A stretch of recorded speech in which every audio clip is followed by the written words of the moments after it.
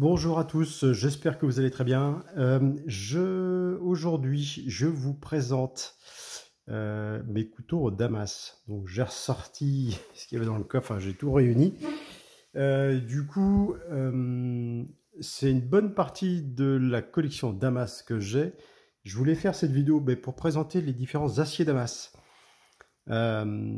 Pour faire ça, j'ai fait une colonne où je présente les aciers Damas plutôt des aciers artisanaux, faits par l'artisan lui-même ou par des artisans pour d'autres artisans. Et de l'autre côté, je présente plutôt des damas qui sont soit inox, soit carbone, qui sont plutôt des damas industriels, distribués par des distributeurs qui sont vendus aux couteliers, qui ne font pas leur propre damas. Voilà. Donc c'était, je pensais pas, c'est là où on voit un petit peu la connerie, je pensais pas en mettre autant sur la table. Je savais combien j'en avais à peu près, mais bon voilà, là vous les voyez pas tous, il y en a d'autres de l'autre côté. Voilà, je vais essayer de, de me concentrer sur une partie des damas. Je ne vais pas tous les expliquer parce que ça va être très long. Le principe, pour revenir sur le damas, c'est un principe, enfin là j'ai mis damas contemporain, parce qu'on est sur des damas contemporains, on n'est pas dans les damas, anciens damas faits dans les bas-fourneaux avec du woods, etc.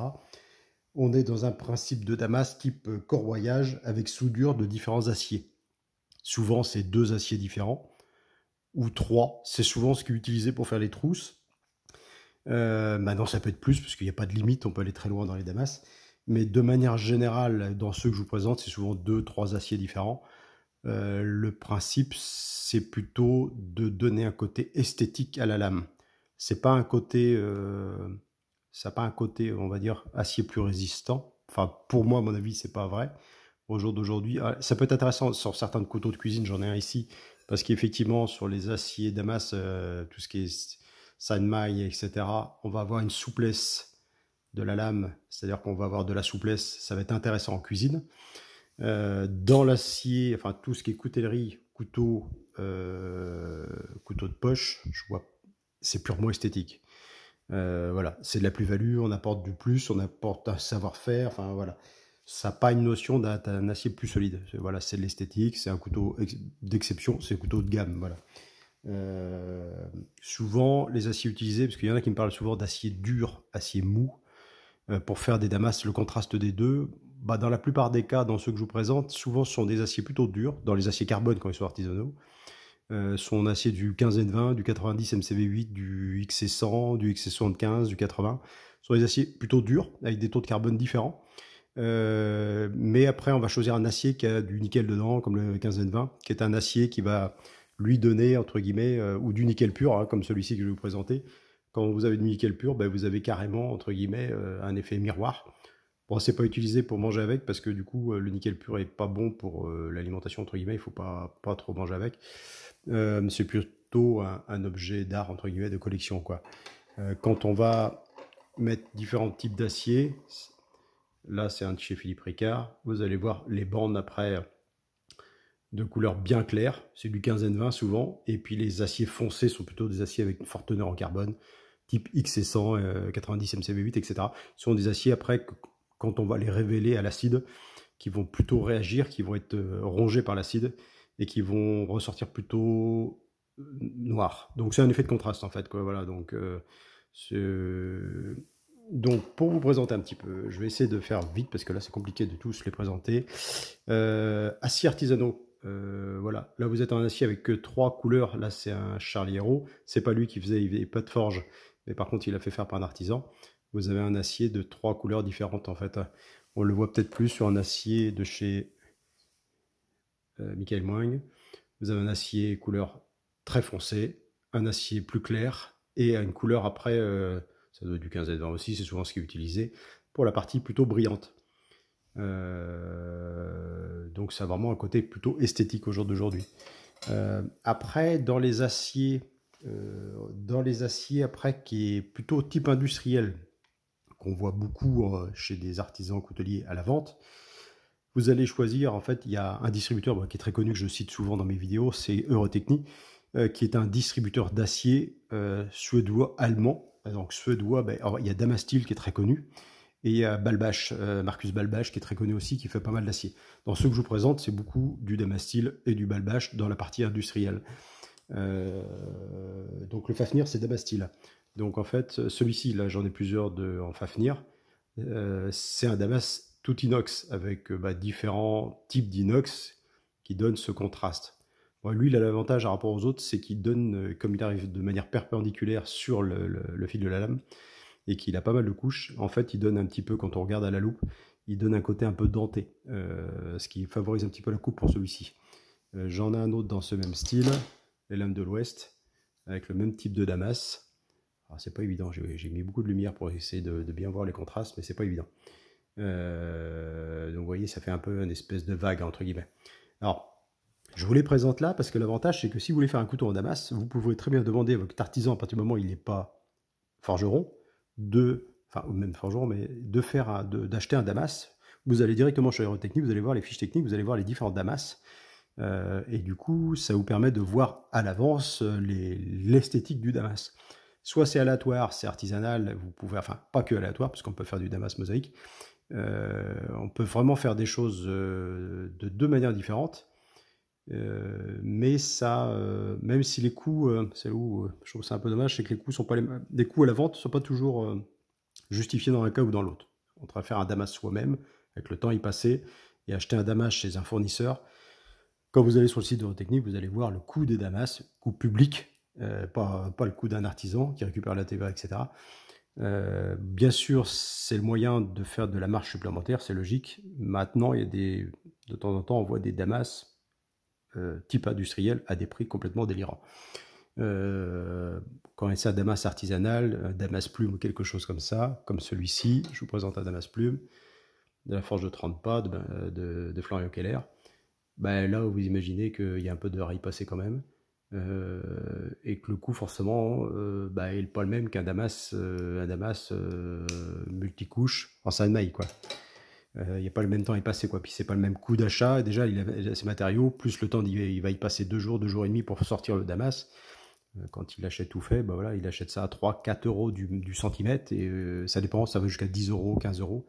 Il y en a tous les prix, vous regardez les prix sur internet. Tout ce qui est après, voilà, le Sainte-Maille qui a été beaucoup utilisé. L'avantage de ce damas là, c'est qu'en fait c'est un 33 couches, et l'avantage, donc il y a une lame centrale qui est plus dure. Il a un avantage, c'est que ça, c'est un très bon rapport qualité-prix pour un damas. Ça permet d'avoir une lame damas, entre guillemets, dans le principe. Il va bien avec certaines lames un petit peu type japonaise, je trouve, qui va vraiment dans l'esprit, là c'est un Tom Fleury. Mais en fait, sur certaines formes de couteau, c'est plutôt adapté, quoi. Je trouve qu'il va bien avec cette forme de couteau. Sur d'autres, je trouve qu'il va un peu moins. Il est un peu moins esthétique. Alors, il y en a beaucoup qui le mettent. J'avais même reçu les couteaux que j'ai commandés. Je n'avais même pas fait gaffe qu'ils étaient en Sainte-Maille VG10. Bon, c'est pas l'acier que je préfère, honnêtement. Dans les damas, c'est un acier qui devient un peu, on va pas dire basique, mais presque. Mais je commence à en avoir pas mal, un petit peu en Sainte-Maille. Bon, ça donne une fantaisie.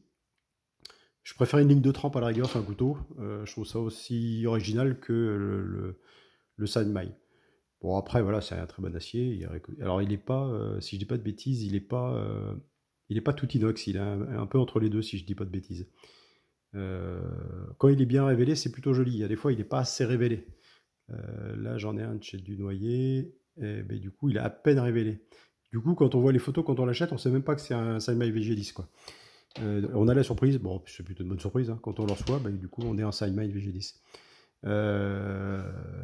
Après, ça, c'est un inox, ça, c'est un modèle Léopard que j'aime beaucoup parce il a vraiment, ça, c'est la forge à Manu. Et du coup, Lotiz, il l'a vraiment, entre guillemets. Alors lui, c'est un forgeron, mais il en achète aussi, parce que là, c'est le cas, c'est un damas acheté. Mais il a fait une révélation très forte, donc ça donne beaucoup de relief. Ce que j'adore sur les damas, c'est d'avoir le relief, parce que c'est le but du damas, c'est l'esthétique. Ce qu'on peut avoir aussi, alors là, c'en est un de chez lui aussi, c'est un damas, mais carbone. Donc industriel, mais carbone. Parce que vous pouvez avoir, chez ces fournisseurs que je vous parlais tout à l'heure, des damas, soit inox, ou soit avec du carbone. L'avantage du carbone, c'est que ça va donner plus de profondeur, je trouve. Alors, il va un petit peu oxyder, un peu plus, et ça donne cette... là, c'est le pyramide, et ça donne beaucoup plus de contraste sur la lame, je trouve. Alors après, lui, c'est vrai qu'il les révèle, Manu Laforge. Lui, il a tendance... Alors, je lui ai demandé des révélations assez fortes, mais lui, quand il les révèle, ils sont vraiment très marqués. Ce que j'adore, je trouve ça vraiment très esthétique, quoi. Je trouve que c'est vraiment le but du Damas, quoi. Autre Damas qu'on voyait beaucoup sur Tiers, qu'on voyait beaucoup aussi, c'est pareil, Damas inox, le Damas rose qui a été beaucoup utilisé à une époque. Zuria le propose toujours d'ailleurs dans ses couteaux, là, la Fontenay Gipato. Il a une... Moi j'aime beaucoup celui-ci, il a une très belle esthétique. Et le fil de la lame, on arrive sur, voilà, sur des tranches. Je trouve que l'esthétique est vraiment sympa. Celui-ci, où je cherche, parce que j'ai noté les références de Damas pour pas que je me gourre. Je les ai notés pour y penser. Le cognier, c'est l'Acapella, c'est du Damastyle. Donc il est très joli aussi. Ça dépend où on le prend. Et en fait, esthétiquement, il est très sympa. Autre Damas.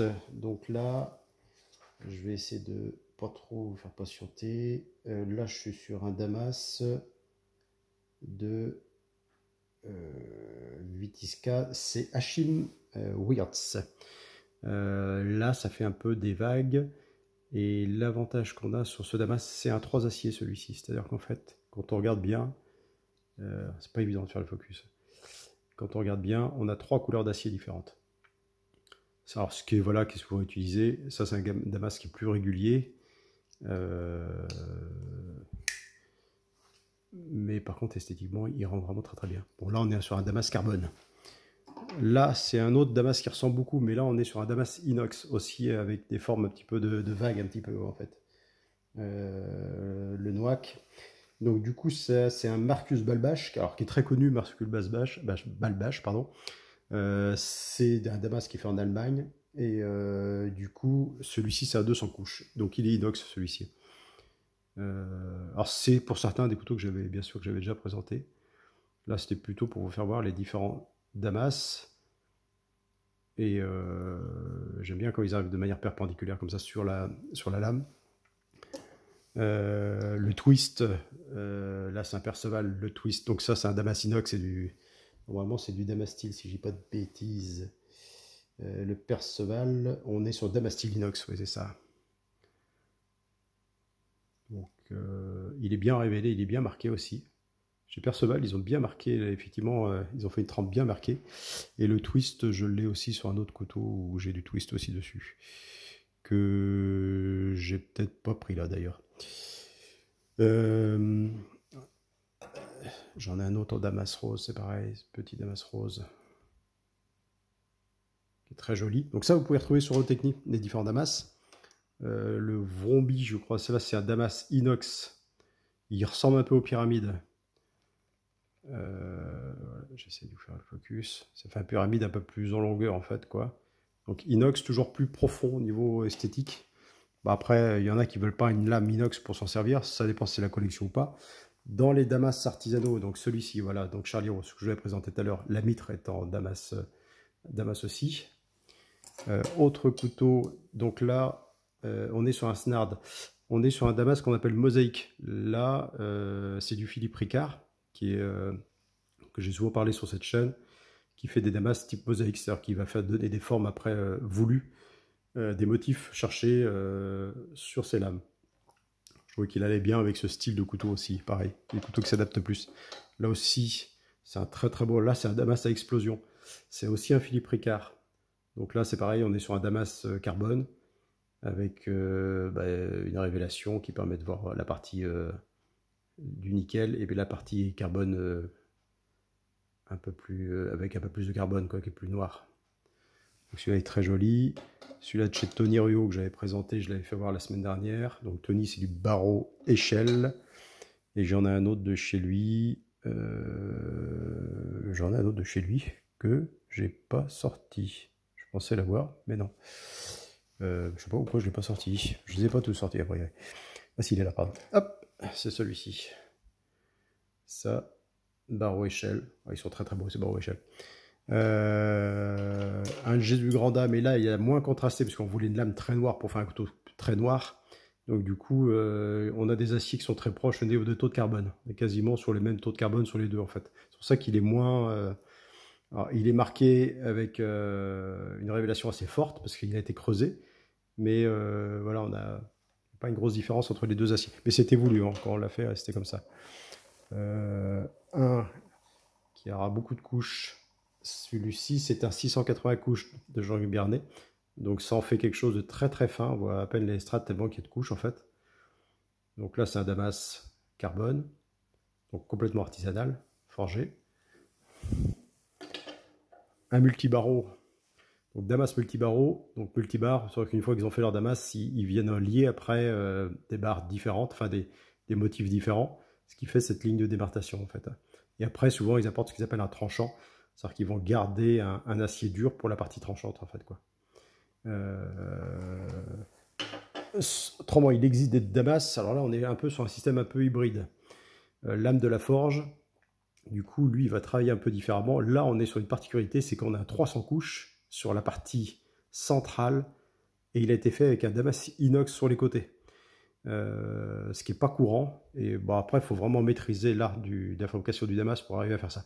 L'avantage c'est qu'il a une ligne, comme il a un contre-tranchant, on a les deux lignes qui apparaissent, et quand on voit effectivement il est strat en partie basse.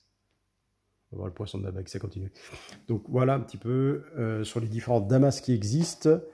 Après il y a tout ce qui est, on peut avoir du damas mosaïque, mais ça c'est pour tout ce qui est mitre. Donc on va voir ça sur du Philippe Ricard aussi, c'est pareil, c'est une mitre avec un damas mosaïque. J'en attendais un autre, mais il n'est toujours pas arrivé. Là aussi, c'est un petit damas maison aussi qui a été fait. Ça, c'est pour les mitres. Avec Gérald Almuzara aussi, c'est pareil, ce sont des mitres en damas mosaïque. Ça, c'est un couteau que j'ai déjà présenté. Ça aussi, c'est un couteau de chez Gérald aussi, c'est pareil. Couteau de cuisine. Alors, ils ont l'avantage d'être extrêmement souples. Pour un petit couteau un peu office. Là aussi, Jésus Granda avec des mitres en damas. Et ce qu'on peut avoir aussi, c'est du damas titane. C'est un modèle que j'ai déjà présenté. Vous pouvez avoir des mitres ou même des accessoires comme le clip, etc. en damas titane, avec différents grades de titane pour donner ces nuances. Et là, c'est en fonction de la chauffe qu'on a la couleur. C'est un modèle que j'avais déjà présenté de Stéphane Sagric.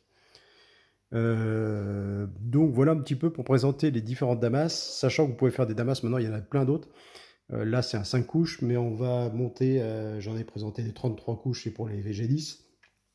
Les couteaux corse que j'ai pas présenté, c'est des 180 couches. Donc là on est sur du damas carbone. Et on peut monter à 300, 680, là c'était pour le Jean-Jacques Bernet. Et après on peut monter bien au-dessus en fait, quoi, au jour d'aujourd'hui.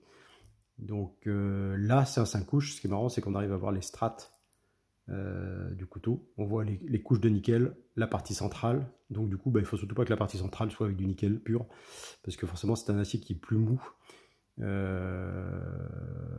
et qui n'est pas autorisé à l'alimentaire. Maintenant, ils sont faits aussi avec du cuivre, aussi avec des aspects un peu cuivrés que j'ai pas, mais qui est c'est très joli aussi, quoi.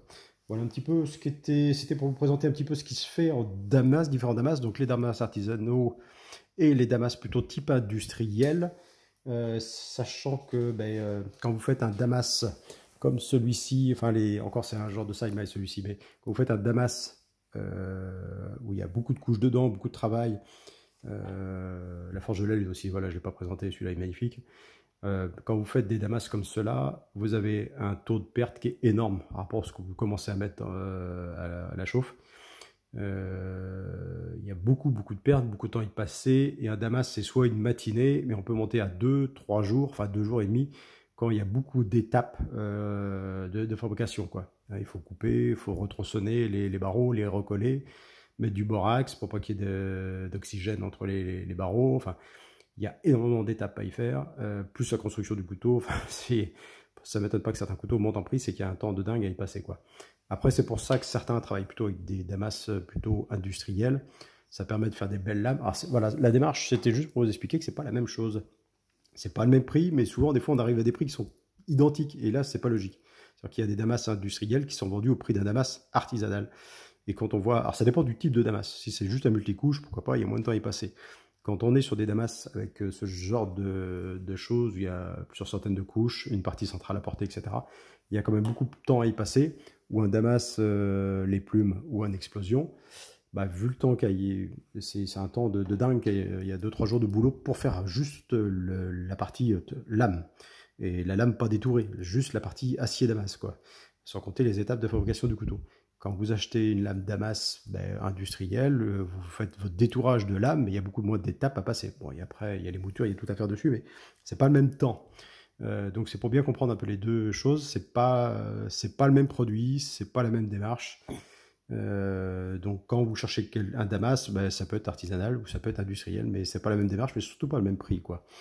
Mais ça m'engage que moi, parce que c'est mon avis vraiment personnel. Il y a vraiment un coût de temps et de matériaux à y passer sur du damas artisanal, avec les bouteilles de gaz, etc. Il y a beaucoup d'étapes à faire.